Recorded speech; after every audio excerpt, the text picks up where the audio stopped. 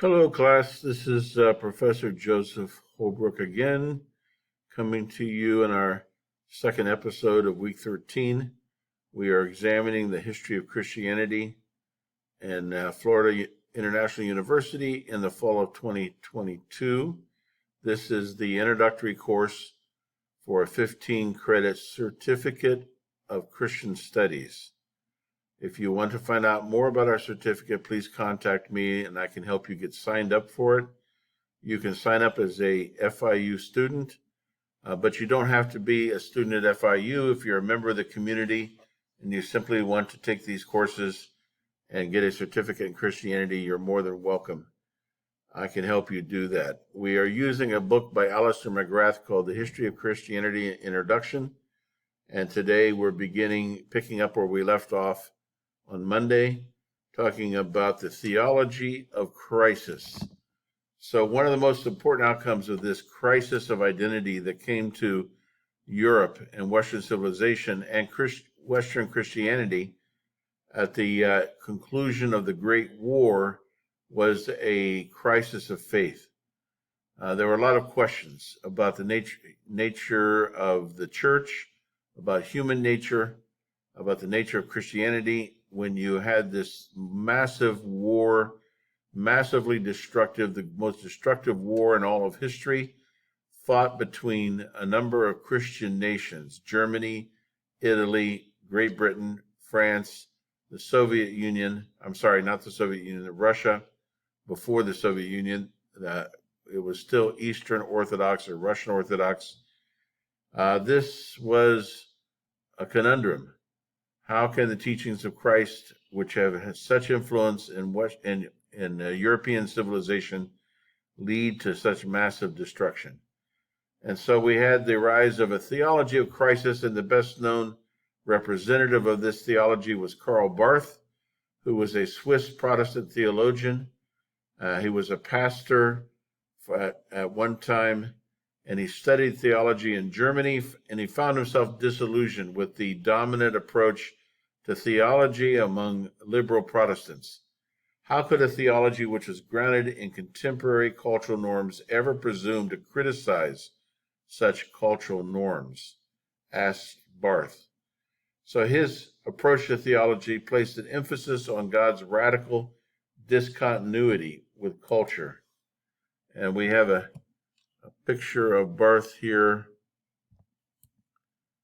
This is a picture of Karl Barth, probably the most prominent theologian of the 20th century, at least Protestant theologian. A quote from Barth actually takes a phrase from Soren Kierkegaard, and Barth says that there's an infinite qualitative distinction between God and human beings. Barth goes on to say, God stands over and against humanity and everything human in an infinite qualitative distinction, and is never ever identical with anything we name, experience, conceive, or worship as God. So says Barth. Another theological development in the interwar periods after the crisis of the Great War was the rise of the fundamentalist movement in the United States. This was a conservative Protestant movement. This was a reaction to the increasing materialism of U.S. culture. To many religious Americans, the nation seemed to have embraced new secular values. Yes, come in. Good, how are you?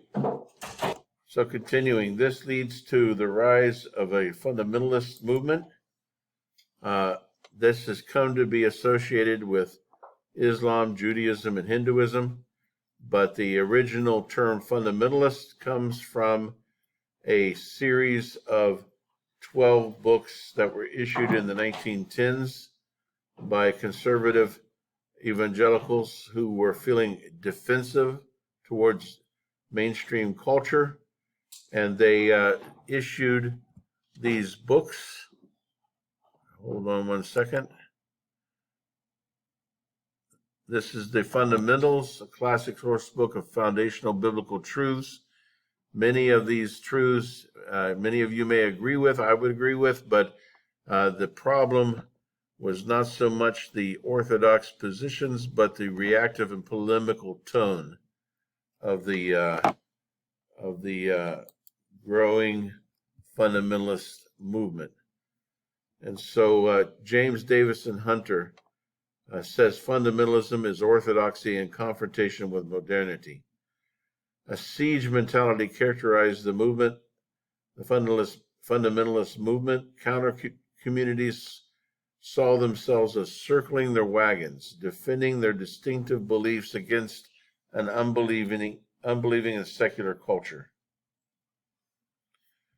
Some of the fundamentalistic teachings some of the tendencies of fundamentalism can be discerned in the writings of classic Reformed Orthodoxy, which was located primarily in the Old Princeton School, led by such people as Charles Hodge and Benjamin Warfield. Fundamentalism came to be oppositional. That is to say, it was a movement that believed it was under threat from culture and reacted aggressively to that perceived threat. Such was the ferocity as much as the substance of fundamentalism that has shaped American perceptions of its identity and character. And here we have a picture of Charles Hodge on the left and Benjamin Warfield on the right. Hodge was actually a believer in both the inerrancy and the literal interpretation of the Bible.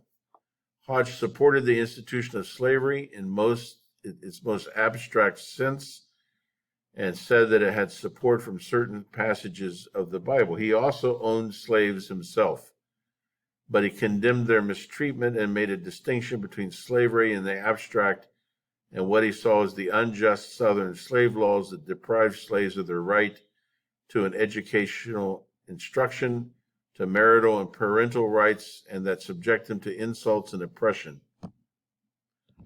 Warfield came later, and he did not believe, one example of his beliefs is he did not believe that evolution, that Darwin's theory of evolution required a rejection of faith.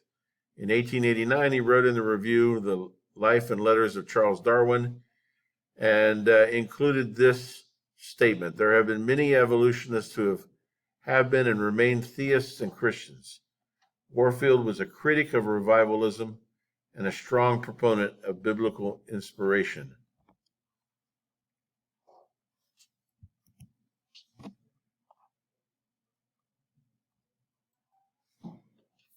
Along comes Henry Emerson Fosdick. The conservatives seemed to be winning ground at the end of the 19th century, and Henry Emerson Fosdick, let me put up a picture of him. He wrote in May 1922 a polemical sermon in which he said, "Shall the fundamentalists win?" And he rejected the core beliefs of fundamentalism. He also asserted that belief in the virgin birth was unnecessary, the inerrancy of Scripture was untenable, and the doctrine of the second coming was absurd. And one of the conservatives responded, "Shall unbelief win?" So you see, this was a growing conflict, theological conflict in the United States in the post-war period. There seemed to be no middle ground, making toleration impossible.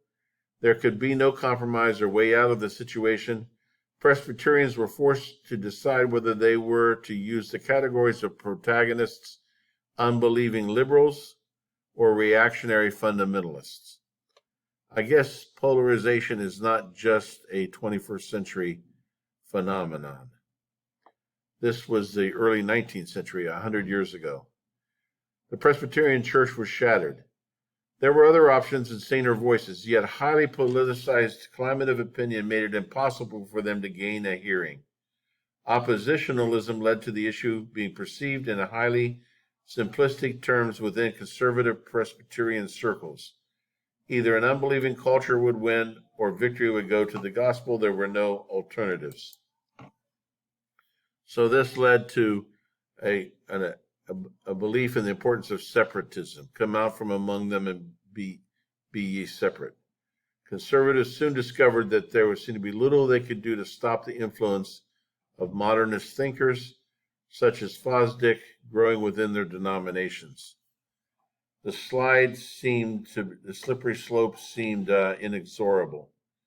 The result was a growing demand within the fundamentalist circles for separation from the allegedly corrupt denominations. If it proved impossible to reform the denominations from within, the alternative was to break away and form a new doctrinally pure church body. And such a separatist approach can be traced back to Rhode Island, with Roger Williams, who was the founder of the First Baptist Church in Rhode Island, was a leading proponent of a pure separatist church. And this brings us to the Scopes Monkey trial of 1925, in which a young man by the name of John Scopes was teaching high school science, and when biology class, I believe, and when he got to the teaching Darwin's theory of evolution, he was arrested because it was illegal, according to Tennessee state law, to teach Darwin's evolutionism. There's several great films about this on YouTube. One was done in the 1940, I believe, or 1936, and another one was done in the 1960s about the Scopes Monkey trial, if you want to watch those to get some perspective. The American Civil Liberties Union moved in to support the high school teacher Scopes. William Jennings Bryan, who was a populist and a candidate for president earlier, served as the prosecution counsel on behalf of the World Christian Fundamentalists Association. It proved to be a public relations disaster for fundamentalism. Bryan was totally wrong-footed by the celebrated agnostic attorney Clarence Darrow, who called Bryan to the stand as a witness for the defense and interrogated him concerning his views on evolution.